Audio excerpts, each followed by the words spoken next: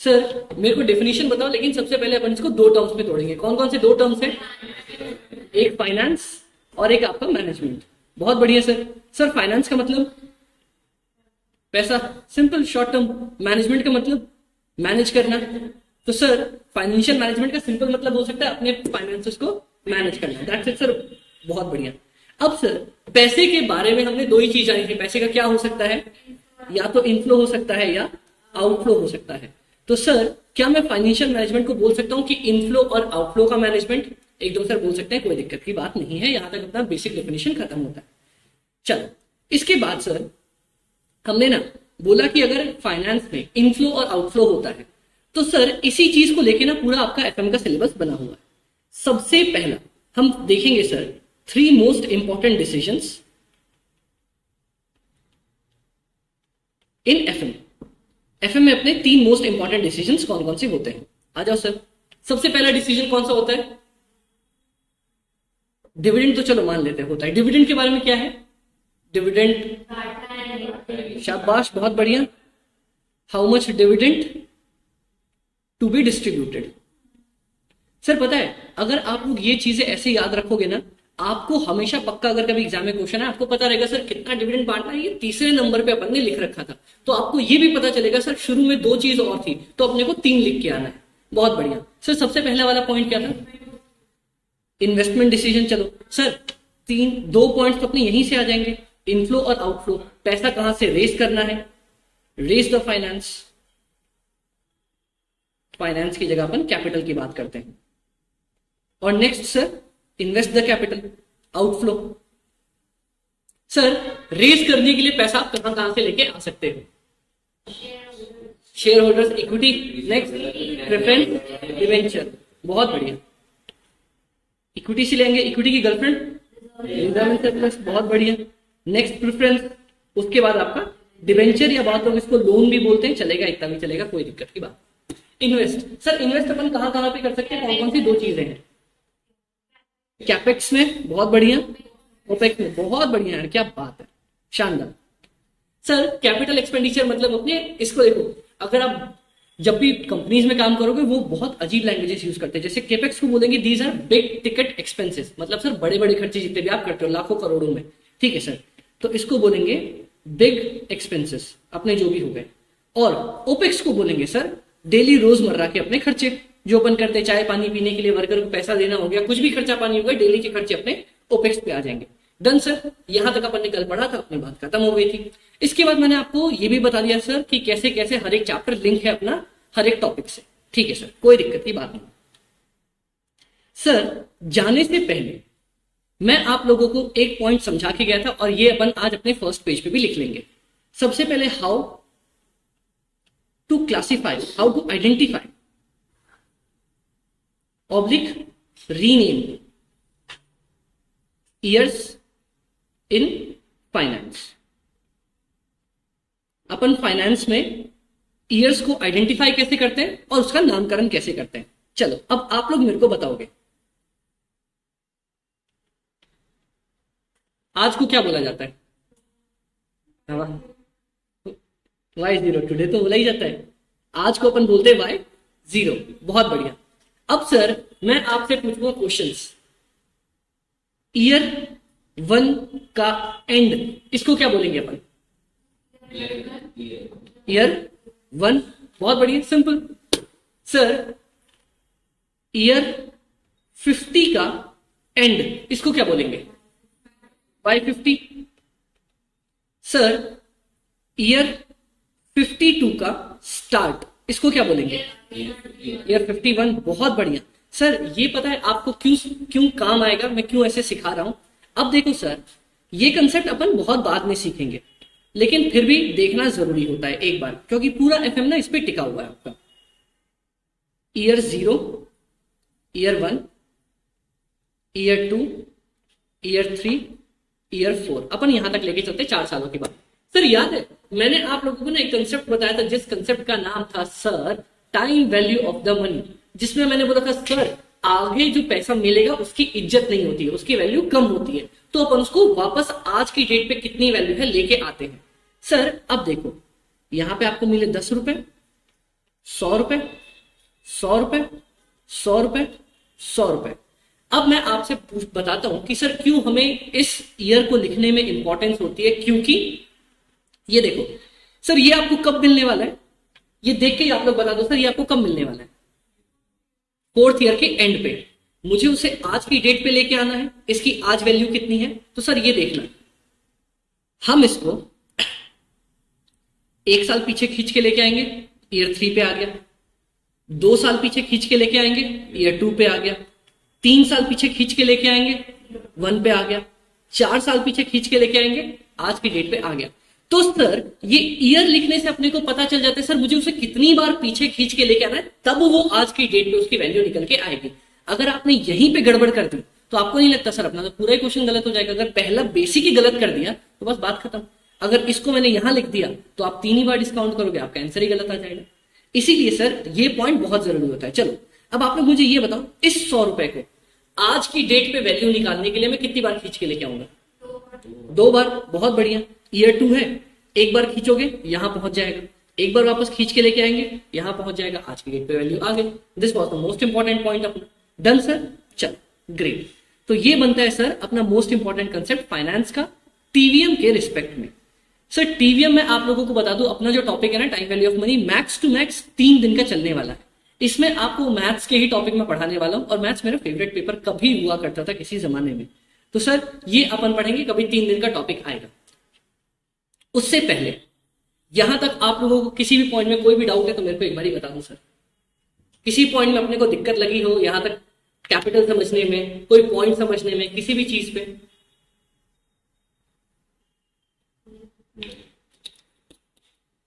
बहुत बढ़िया sir.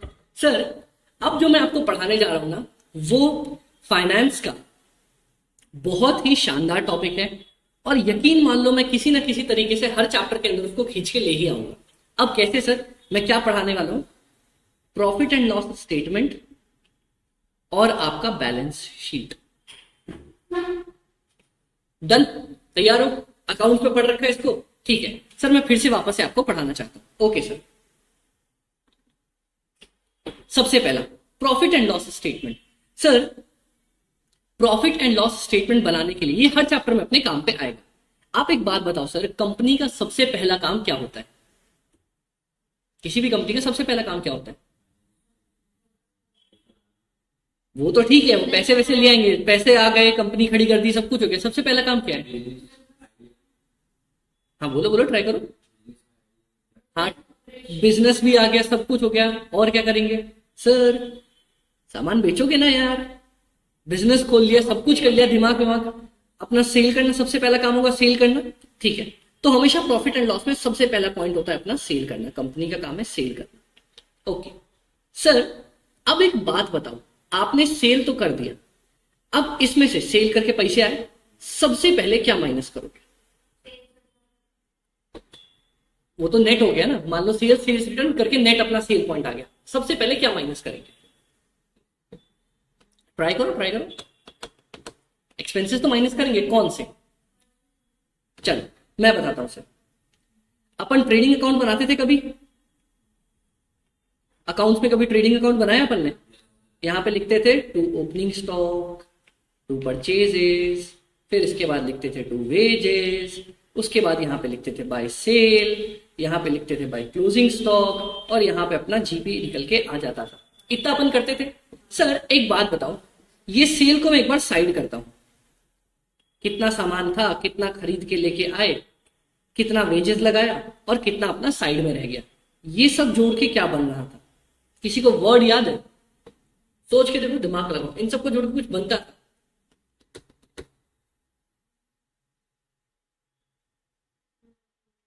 Cost of good sold.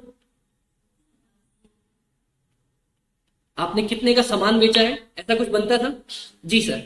Sir अब एक बात बताना, मैं आपसे और भी चीजें पूछता हूं सर, बहुत ज्यादा आसान है, देखना इसका आंसर मेरे से पहले आप ही बताओगे। मैंने सेल करना स्टार्ट किया, ठीक है, मैंने मान लो मैं ये फोन लेके आया, मैंने इस फोन को 100 रुपए में बेचा, ठीक है। इस फोन को बनाने में मेरी वेरिएबल कॉस्ट क्या होती है, किसको पता है? जो वेरी करती है मतलब नंबर ऑफ प्रोडक्ट्स। बहुत बढ़िया। चलो सर एक बार इसका भी डेफिनेशन ले लेते हैं। वेरिएबल कॉस्ट क्या होता है? सबसे पहले तो एक चीज समझना सर, वेरिएबल कॉस्ट आपकी वो कॉस्ट होती है जो पर यूनिट तो फिक्स रहेगी हमेशा। मतलब सर चलो एग्जांपल लेता हूं। सर मान लो अगर मैं ये फोन बना रहा हूं, इस फोन को बनाने के लिए एक ही कवर लगेगा? दो कवर लग सकते हैं क्या कभी भी? नहीं। सर इस फोन को बनाने के लिए दो कैमरा लगे, दो ही लगेंगे, चार तो नहीं लग सकते। तो सर जो भी कॉस्ट आपकी पर यूनिट पे फिक्स होती है, जैसे मान लो सर एक यूनिट बनाओगे 100 रुपए लगेंगे, दो बनाओगे 200, तीन बनाओगे 300, चार बनाओगे 400। इसको बोला जाता है सर देखो पर यूनिट तो फिक्स है, और जैसे जैसे यूनिट बढ़ाओगे सेम अमाउंट में आपका खर्चा बढ़ता हुआ चला जाएगा। एक पे 100, दो पे 200, तीन पे 300, चार पे 400। Done sir. और कोई बताओ सर फिक्स्ड कॉस्ट किसको बोलते हैं? जो कॉस्ट फिक्स्ड है। सर मेरे को कोई फर्क नहीं पड़ता, आप एक यूनिट बनाओ, दो बनाओ, तीन बनाओ, चार बनाओ, हम तो इतना ही लगने वाले हैं। अब जैसे फॉर एग्जांपल रेंट। सर मान लो हमने इस रूम का 50,000 रुपए का रेंट दे दिया। अब एक बच्चा पढ़े, दो पढ़े, 200 पढ़े, 2000 पढ़े, मैं कहीं बिठा दूं बच्चे को, क्या मेरे को ओनर बोल सकता है सर क्या बात कर रहे हो, 2000 बच्चे पढ़ा रहे हो, लाओ मेरे को रेंट बढ़ा के दे दो? या फिर अगर मैं एक बच्चा पढ़ा रहा हूं, वो बोलेगा सर क्या बात कर रहे हो, इतनी गरीबी, एक ही बच्चा, सर नहीं लेंगे हम आपसे पैसा? ऐसा हो सकता है? नहीं। फिक्स्ड कॉस्ट अपनी लगने ही लगने वाली है। अब एक बात देखना सर, आप वेरिएबल कॉस्ट फिक्स्ड कॉस्ट तो दोनों समझ गए।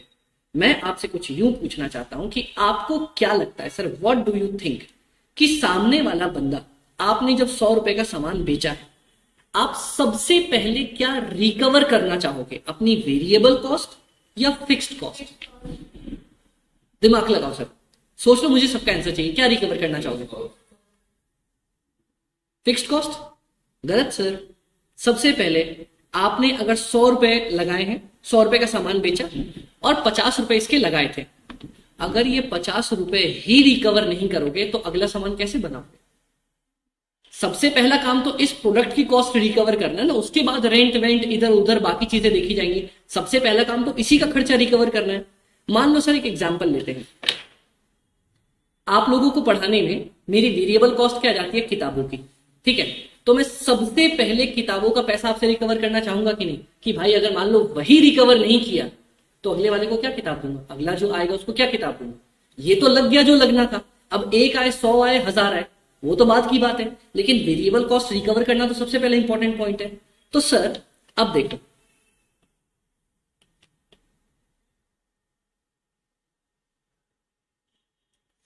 आपने 100 रुपए की सेल करी, आप सबसे पहला काम करोगे अपनी वेरिएबल कॉस्ट को रिकवर करने की कोशिश करोगे, माइनस वेरिएबल कॉस्ट। एक बहुत शानदार टर्म आता है जिस टर्म का नाम है कॉन्ट्रीब्यूशन।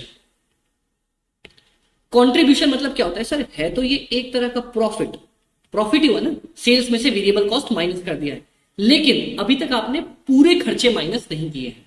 अभी तक आपने पूरे खर्चे माइनस नहीं कर रखे, सिर्फ वेरिएबल खर्चा माइनस कर रखा है। आपके पास आपका कॉन्ट्रीब्यूशन निकल के आ गया, कितना आया? 40। चलो यहां तक रुकने के बाद अब मैं आपसे पूछना चाहता हूं, देखना मजा आएगा, आपने कभी ये चीज पढ़ी नहीं होगी। फिक्स्ड कॉस्ट क्या होती है, जल्दी से बताओ मेरे को सर। और जो नंबर ऑफ आइटम्स वेरी नहीं करती, जो फिक्स होती है। ठीक है, अब इंटरेस्टिंग टॉपिक तो ये, टाइप्स ऑफ फिक्स्ड कॉस्ट कितनी होती है? क्या कभी फिक्स्ड कॉस्ट का भी टाइप पढ़ा है क्या?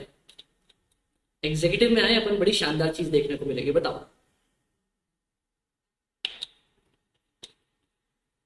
कभी पढ़ा है? नहीं, मैं पढ़ाता हूं सर। एक बात बताओ, ध्यान से देखना, ये रेंट हो गया, या मशीन का डिप्रिसिएशन हो गया, या किसी अपने स्टाफ की सैलरी हो गई, ये सारे तो फिक्स्ड खर्चे हैं। ठीक है, पर ये फिक्स्ड खर्चे आप क्यों दे रहे हो? दिमाग लगाओ, ये खर्चे हम क्यों कर रहे हैं? शाबाश, क्या बोल रहे हो आप? शाबाश, ये अपने ऑपरेशंस पे काम आ रहे हैं, क्योंकि ये नहीं होगा तो दुकान चलेगी कैसे अपनी। अब जो आप लोगों को नहीं पता, सर इक्विटी वालों को डिविडेंड देना जरूरी नहीं है, लेकिन क्या डिबेंचर वालों को इंटरेस्ट देना जरूरी है? प्रेफरेंस वालों को प्रेफरेंस डिविडेंड देना कंपलसरी है? सर क्या ये कंपलसरी पेमेंट हुई? क्या मेरे को फर्क नहीं पड़ता आप 1 यूनिट बनाओ, 2 यूनिट बनाओ, 200 यूनिट बनाओ, अगर उससे पैसा लेके आए हो तो इंटरेस्ट और डिविडेंड तो देना ही देना पड़ेगा उसको। तो sir preference dividend and interest, these are your financial fixed cost. देखो आपको पता था चीजें, लेकिन हम यहां पे समझ रहे हैं चीजों को। अब समझ में आया दो तरह की फिक्स्ड कॉस्ट कौन कौन सी होती है। एक फिक्स्ड कॉस्ट जो काम करने के लिए चाहिए मेरे को, दूसरी फिक्स्ड कॉस्ट जो आप पैसा रेज करोगे उसके रिस्पेक्ट में चाहिए होती है। Done sir? डन, बहुत बढ़िया। तो सर क्या ये नई चीज अपन ने सीखी कि अपने फिक्स्ड कॉस्ट दो तरह के होते हैं? सर फर्स्ट पेज पे आप लोग इस चीज को नोट कर लो, मैं आपको बता देता हूं types of fixed cost.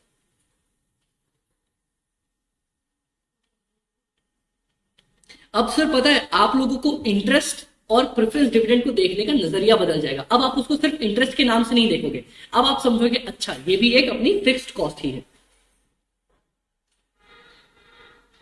Operating fixed cost, next is your financial fixed cost.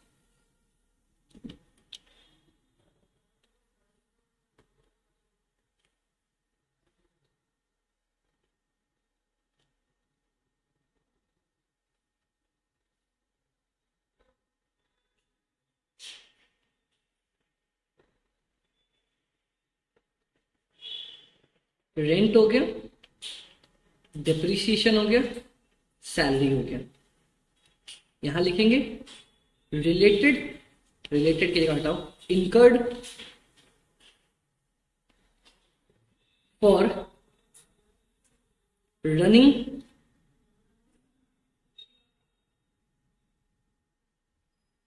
The business, business को चलाने के लिए लगते हैं। और यहां पे फाइनेंशियल फिक्स्ड कॉस्ट दो ही है, पूरी दुनिया में दो ही फाइनेंशियल फिक्स्ड कॉस्ट है, एक आपका प्रेफरेंस डिविडेंड, एक आपका इंटरेस्ट, बस। Incurred for raising the finance, पैसा उठाने के लिए। बताओ कोई दिक्कत पड़ी? यस।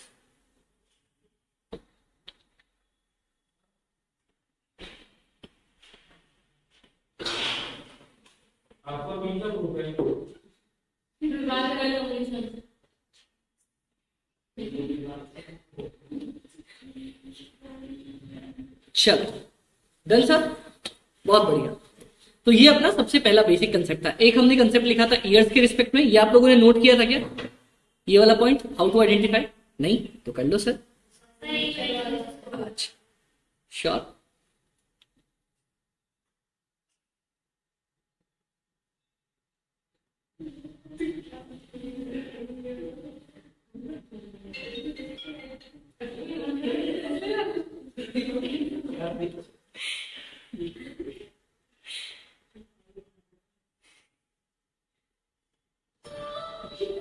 Hello, done. चलो नहीं लिखा, ओहो गंभीर गलती। सर वैसे विथ टाइम ना, जैसे जैसे अपनी क्लासेस प्रोसीड करेंगी हम एक काम करेंगे कि सर एक ऑनलाइन अपना ड्राइव, गूगल ड्राइव कुछ रखेंगे जिसपे रोज की जो मैं नोट्स बनाऊंगा ना वो अपलोड करते चलेंगे अपन, सो दैट जो भी मिस हो आप लोग वहां से नोट डाउन कर सको। परफेक्ट, चलो ये हो गया आप सबका, ग्रेट। सर ये आप लोग नोट कर लो यहां तक का पॉइंट, ये पूरा डायग्राम जो अपन ने बना रखा है।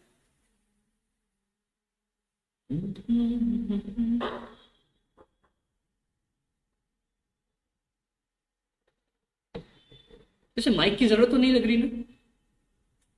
माइक की जरूरत लग रही है? चाहिए ऑनलाइन?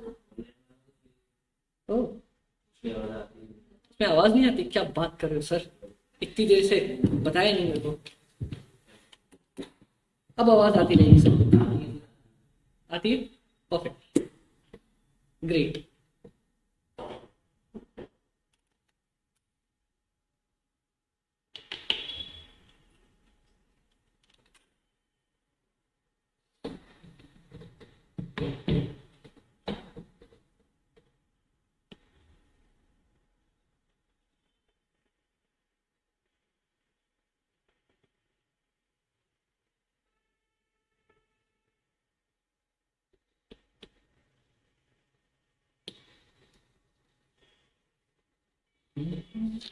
हो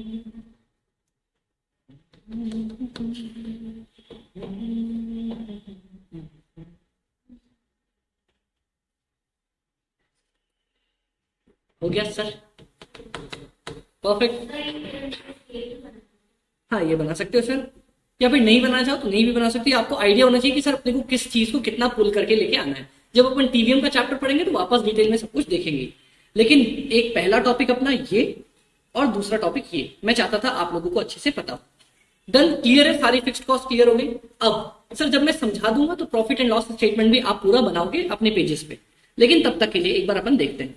सर कंपनी का सबसे पहला काम क्या था, क्या बोला था अपन ने? सेल करेंगे, ठीक है। सबसे पहले आप क्या करना चाहोगे? उसके बाद अपनी वेरिएबल कॉस्ट को रिकवर करना चाहोगे कि सर जितना बनाने में खर्चा है उसको तो रिकवर कर लो फटाक से। क्या निकल जाएगा अपने पास? कॉन्ट्रीब्यूशन। काम खत्म। ये सर आपकी जिंदगी का सबसे पहला पड़ाव, 10,000 रुपए खत्म। ओके, अब सर अब बताओ, अब आप क्या रिकवर करना चाहोगे? फिक्स्ड कॉस्ट, शाबाश। सर ऑपरेटिंग या फाइनेंशियल? ऑपरेटिंग सबसे पहले ऑपरेटिंग, क्योंकि मैंने क्या बोला सबसे पहले क्या करेंगे भाई उसको। अगर मान लो, एक बात बताओ, तो सर डिविडेंड इंटरेस्ट देना तो फिक्स रहेगा तो। हाँ एग्जैक्टली। चलो मैं आपको एक चीज बताता हूँ। मान लो फॉर एग्जाम्पल मैं किसी से उधार लेके आया, ठीक है। मैं पहले खुद को बचाना चाहूंगा कि उसको बचाना चाहूंगा? खुद को, क्योंकि मान लो अगर सब कुछ खत्म करने के बाद मेरे पास पैसे नहीं बचे, मैं क्या बोलूंगा? सर मैं बैंकक्रप्ट हो गया, नहीं है पैसे, जाओ कर लो, क्या करोगे? कोई कुछ नहीं कर सकता। तो सबसे पहले हम अपने आप को बचाने की कोशिश करेंगे। तो सबसे पहले आप माइनस करोगे ऑपरेटिंग फिक्स्ड कॉस्ट। हमेशा कंपनी सबसे पहले खुद को बचाने की कोशिश पे रखेगी। खत्म सर। और ध्यान रखना, कंपनी खुद को बचाने के फोकस पे रहेगी, मींस कंपनी को बचाना है, नॉट इक्विटी शेयर होल्डर्स को। हम इक्विटी शेयर होल्डर्स को नहीं बचा रहे, हम अभी कंपनी को बचा रहे हैं। ये तो पता है ना सर, कंपनी और उसके ओनर्स दोनों अलग अलग होते हैं। Done sir. तो ये अपन ने ऑपरेटिंग फिक्स्ड कॉस्ट माइनस किया। अब यहां पे आपके पास एक टर्म आएगा जिसका नाम है EBIT। कभी सुना है इसका मतलब? Earning before interest and tax. शाबाश, ये आपका दूसरा कदम था। ये भी डन सर। दूसरा कदम आपका स्टार्ट हुआ था कंट्रीब्यूशन से लेके और खत्म हुआ EBIT पे। बताओ सर कोई भी प्रॉब्लम यहां तक? क्योंकि sir upon profit and loss statement को अभी रटेंगे नहीं, अपने को समझ होना चाहिए सर। सबसे पहले कंपनी बेचेगी, हाँ बेच दिया ना सर, अपना वेरिएबल खर्चा रिकवर करेगी, आ जाएगा कंट्रीब्यूशन। उसके बाद अपना ऑपरेटिंग फिक्स्ड कॉस्ट रिकवर करने के दिमाग पे रहेगी, भैया मेरा काम पहले हो जाए। EBIT आ गया, काम खत्म। बस सर बस, आपका प्रॉफिट एंड लॉस खत्म। अब मैं ना आपसे कुछ चीज पूछना चाहूंगा। इसको बोलते हैं पेमेंट प्रेफरेंस। 3 लोग हैं, ये खैर आप लोगों ने पढ़ रखा है बचपन में भी।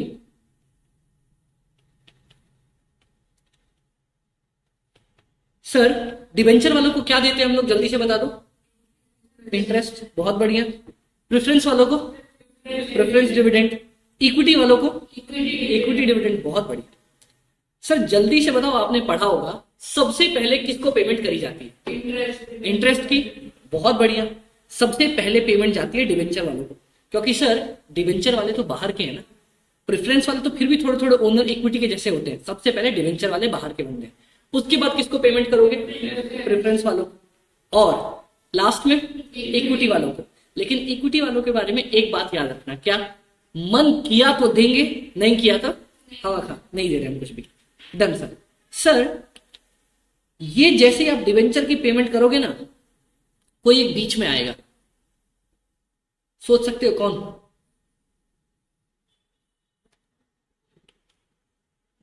भाइयों बहनों, अगर डिबेंचर की पेमेंट करोगे तो टैक्स कहां जाएगा?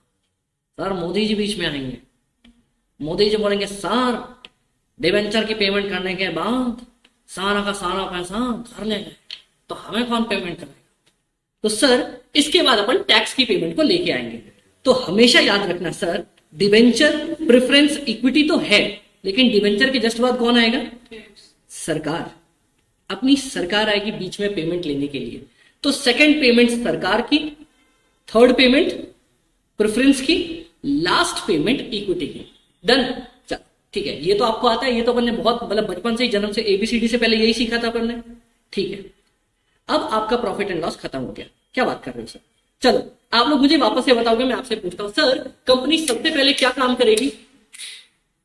सबसे पहले सेल करेगी। ठीक है, सेल करने के जस्ट बाद वो क्या काम करना चाहेगी? वेरिएबल कॉस्ट रिकवर करेगी। क्या आ जाएगा? कॉन्ट्रीब्यूशन। सर अगला हम क्या काम करना चाहेंगे? अपना फिक्स्ड कॉस्ट रिकवर करेंगे, लेकिन कौन सा? ऑपरेटिंग या बाहर वाले? ऑपरेटिंग। बहुत बढ़िया। क्या आ जाएगा आपके पास? ईबीआईटी। बस काम खत्म। सर अब जिसका जो पैसा है उसको बांटते चलो। सबसे पहले क्या बांटेंगे? इंटरेस्ट। चलो बांट दो। Minus interest. तो earning before interest and tax में से इंटरेस्ट माइनस कर दोगे तो क्या आ जाएगा? Earning before tax. Before tax I उड़ा देंगे, ईबीआईटी में से आई उड़ा दिया, क्या बचा? ईबीटी। ठीक है, अब कौन आएगा? सरकार बोलेगी बेटा मेरे को पैसा नहीं तो क्या? सर टैक्स का पैसा। अब ईबीटी में से टैक्स उड़ा देंगे तो क्या बचेगा? सर ईबीटी में से टैक्स उड़ा देंगे तो ईबी बचेगा। अरे नहीं रे, अर्निंग्स आफ्टर टैक्स बचेगी आपके पास। ठीक है, अब किसको पेमेंट करनी है सर? कौन से शेयर होल्डर्स? प्रेफरेंस वालों को। माइनस क्या देंगे यहां पे? Preference dividend. प्रेफरेंस डिविडेंड को पेमेंट करते ये लोग, बहुत लोग भूल जाते हैं। अब बताओ क्या बचेगा? बचेगा क्या? शाबाश, earning available to equity share holder. काम खत्म, क्योंकि सारा पैसा किसका है? इक्विटी वालों का। अब सर ये पता है सर, बहुत आसान कंसेप्ट है, लोग कंफ्यूज होते हैं। इसके नाम में ही क्या लिखा है? पहले आप मेरे को इस नाम का मतलब बताओ। Earning available to equity share holder का मतलब क्या है? जो बचा वो सारा इक्विटी शेयर होल्डर का है। तो सर आप इसमें से फिर इक्विटी डिविडेंड क्यों माइनस करते हो? तो सारा इक्विटी वालों का ही है ना। मेरे को इस कंसेप्ट का मतलब बता दो। आप इक्विटी डिविडेंड दे रहे हो, इसका क्या मतलब हुआ? ऑप्शनल है। ओके, शाबाश, यही मैं सुनना चाह रहा था। सर कितना इक्विटी डिविडेंड देना है, यही तो आपको यहाँ पे थर्ड डिसीजन में पढ़ना था। क्योंकि जितना आप इक्विटी डिविडेंड दोगे, मान लो आपने कमाए 1000, आपने 100 ही का इक्विटी डिविडेंड दिया। ठीक है, मतलब आप कहना चाह रहे हो सर मैं बाकी के 900 रुपए रिटेन करके साइड में रखना चाहता हूं कि सर मेरे को बाद में कभी काम आएगा तो मैं रखेंगे, है ना। आपने पापा को भी सुना होगा कि बेटा सारे पैसे उड़ा मत देना, सेविंग करके रखना। तो कंपनी सेविंग नहीं करके रखेगी क्या? रखेगी ना सर, अपनी अर्निंग्स को साइड करके रखती है। ये आपका प्रॉफिट एंड लॉस का पूरा स्टेटमेंट हो गया। बताओ सर, कोई भी चीज इतना बड़ा अपन ने पढ़ा, आपको कुछ नया लगा क्या कि हम पहली बार पढ़ने आए हैं? ये सारी चीज पढ़ रखी थी आपने। Clear sir? तो सर मैं चाहूंगा आप लोगों से, आप ये profit and loss statement draw कर लो अपनी बुक पे, अपने फर्स्ट पेज पे इसको ड्रॉ करके रख लो, क्योंकि ये हर चैप्टर के अंदर आएगा, और नहीं आएगा तो मैं लेके आऊंगा किसी भी तरीके से।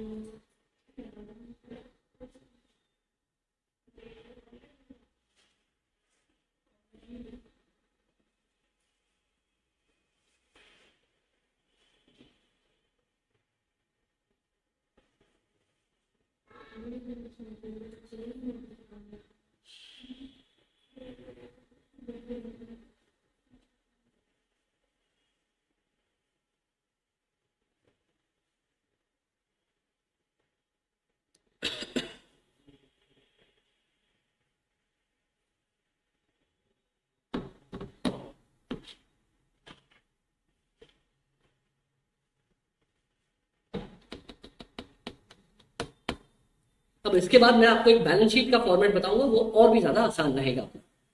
सर इस टॉपिक में कोई भी दिक्कत पड़ी किसी को यहां तक? नहीं सर, ग्रेट।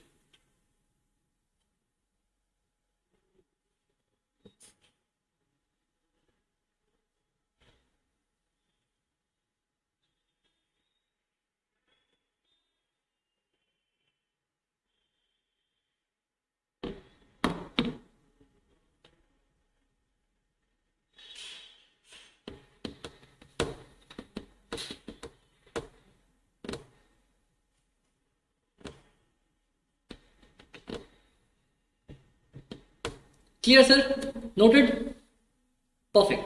सर इसी के बगल में मैं आपको एक और चीज बताना चाहता हूं, balance sheet. Sir balance sheet आप लोगों ने कैसे पढ़ी है? वो ऐसे पढ़ी है कि लंबी वाली पढ़ी है, टी फॉर्म में पढ़ रखी है? टी फॉर्म में, चलो हम भी टी फॉर्म ही पढ़ने वाले हैं, टेंशन की तो बात ही नहीं है। सर जैसी बैलेंस शीट मैं पढ़ा दूंगा ना, बैलेंस शीट याद रखने में लोगों को बहुत ज्यादा दिक्कत होती है, पर मेरे लिए सर बैलेंस शीट याद रखना सबसे ज्यादा आसान होता है। आओ देखते हैं कैसे। सर बैलेंस शीट के कौन से दो साइड्स होते हैं मेरे को बता दो सर। डेबिट एंड क्रेडिट तो अकाउंट के होते हैं, बहुत बढ़िया सर। एसेट्स और यहाँ पे कैपिटल प्लस लाइबिलिटी, ये दो साइड होते हैं, यही होते हैं दो साइड। चलो पहले इसी साइड को पकड़ते हैं और आगे बढ़ते हैं। सर मैंने ना बचपन में इतना तो पढ़ा था, एटलीस्ट इतना याद है, एसेट्स का मतलब दो एसेट्स होते हैं, एक तो अपने फिक्स्ड एसेट्स और एक अपने करेंट एसेट्स, इतना ही मैंने पढ़ा था। हाँ तो इसको बोला जाता है नॉन करेंट एसेट्स और ये हमारे करेंट एसेट्स। ठीक है सर, क्लियर? सर अब देखो इतना तो आपको पता है, इसमें कोई दिक्कत किसी को नहीं। अब देखना सर, फिक्स्ड एसेट्स में आपके पास तीन ही आएंगे, टेंशन लेने की जरूरत ही नहीं है। एक सर आपके पास सबसे पहले आएगा आपका प्लांट मशीन, दूसरा आ जाएगा आपकी बिल्डिंग या आपका उसके अंदर का फर्नीचर, और last but not the least आपके पास आ जाएगा सर आपका कोई इन्वेस्टमेंट। बस इतना याद रखना है, हो गया सर फिक्स्ड एसेट्स खत्म, टेंशन नहीं।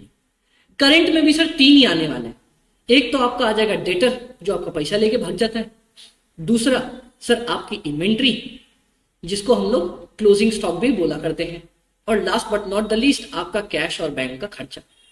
लो सर हो गया, आपका एसेट साइड तो खत्म ही हो गया। कितना छोटा तो था, क्या किया, एसेट को दो टुकड़ों में तोड़ा, fixed assets current assets. Fixed assets में तीन, प्लांट मशीन बिल्डिंग फर्नीचर, जो भी बड़ा बड़ा खर्चा आने डाल दिया। करेंट एसेट्स में सिर्फ तीन, डेटर्स, आपका कैश, और लास्ट आपके पास सर आपकी इन्वेंट्री क्लोजिंग स्टॉक। खत्म सर, कोई दिक्कत पड़ी नहीं। सर अब अगर आप बात कर रहे हो कैपिटल की, है ना, तो सर मुझे कैपिटल से याद आता है इक्विटी शेयर कैपिटल, उसकी गर्लफ्रेंड रिजर्व एंड सरप्लस और प्रेफरेंस शेयर कैपिटल। याद आता है कैपिटल से इतना? ठीक है। वैसे मैंने कैपिटल में एक और आइटम भी बोला था, कौन आता है? कैपिटल में अपन ने पढ़ा था ना फर्स्ट डे पे, अभी तीन चीजें होती है कैपिटल में, कौन कौन आते हैं? अभी तो पढ़ा था, डिवेंचर, कैसे भूल गए इस बेचारे को, ये भी तो आता है। लेकिन बस गलती एक है, यहां पे सर ये ज्यादा तेज चल रहा था, ये बाहर का आदमी था, तो हमने इसके साथ एक काम किया। मैंने बोला बेटा तुम बाहर के आदमी हो तो तुम कैपिटल, लेकिन बाहर के आदमी हो तो तुम्हें अपने घर में तो हम नहीं रख सकते, तो उसको हमने नॉन करेंट लाइबिलिटी के अंदर ले जाके रख दिया, डिवेंचर। डन, डिवेंचर या लोन, अपन ने उसको नॉन करेंट लाइबिलिटी में ले जाके रख दिया। और एक लास्ट छोटा सा करेंट लाइबिलिटी, मैंने बोला सर करेंट लाइबिलिटी का तो टेंशन ही नहीं है, जो भी यहां पे दे रखा है उसका उल्टा लिख दो। डेटर का उल्टा क्रेडिटर। सर इन्वेंट्री का कुछ उल्टा होता नहीं, कैश या बैंक का उल्टा कोई बता सकता है?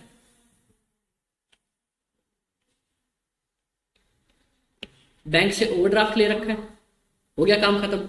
या बैंक से आपने कोई छोटा सा लोन ले रखा है, छोटा लोन करेंट लोन, बड़ा लोन तो ऊपर चला जाएगा। बोलो सर आपकी बैलेंस शीट खत्म, इतनी सी तो बैलेंस शीट थी। बताओ किसी भी पॉइंट पे ऐसा लगा कि सर ये तो बहुत ज्यादा ऊपर गया, बहुत ज्यादा अजीब चीज थी, लगा ऐसा? नहीं sir, this was very good. बस ये चीज आप हमेशा याद रखोगे, कभी भी क्वेश्चन में आपको बैलेंस शीट बनाने बोल सकता है।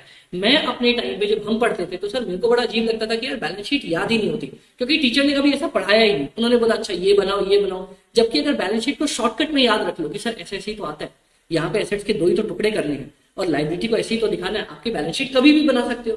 क्योंकि किसी भी क्वेश्चन में आपको बोल देगा सर 2 नंबर के लिए 3 नंबर के लिए बैलेंस शीट बना के दिखा दो, तो सर हर चैप्टर में पढ़ने से अच्छा है शुरू में एक बार पढ़ के रख दे अपन इसको। क्लियर? चलो सर इसको नोट डाउन करके रख लो, बैलेंस शीट ड्रॉ कर लो। लेकिन अभी रुको, एक और चीज मैं आपसे पूछता हूं। ये बैलेंस शीट ना अभी थोड़ी सी अधूरी चल रही है। क्यों अधूरी?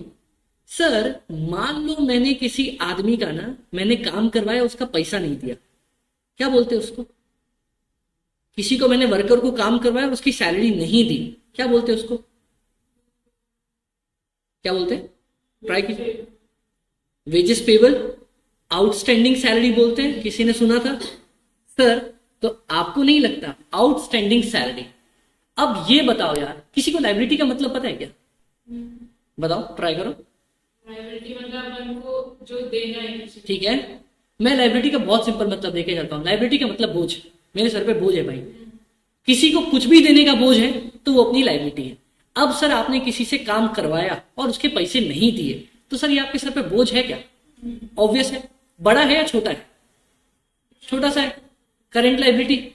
तो सर आपको नहीं लगता आउटस्टैंडिंग जो भी आपके खर्चे हैं वो करंट लायबिलिटी में जाने चाहिए? जाने चाहिए कि नहीं जाने चाहिए? डन। तो सर अगर आउटस्टैंडिंग एक्सपेंस आप यहां डालते हो तो आपने किसी को अगर एडवांस में पैसा दे दिया तो आपको नहीं लगता वो आपका करंट एसेट बन जाएगा? किसी के खर्चे रोक दिए तो लायबिलिटी, किसी को जरूरत से ज्यादा पैसा दे दिया तो एडवांस, करंट एसेट्स में आ जाएगा। चलो सर एक और पॉइंट पूछता हूं। मैंने मेहनत करी थी, मैंने सर 1 महीना जम के आप लोगों को पढ़ाया। मैंने बोला सर लाओ मेरे पैसे, सर ने बोला चलो हो गया तुम्हारा, ये लो चॉकलेट, एंजॉय करो। सर अगर मेरे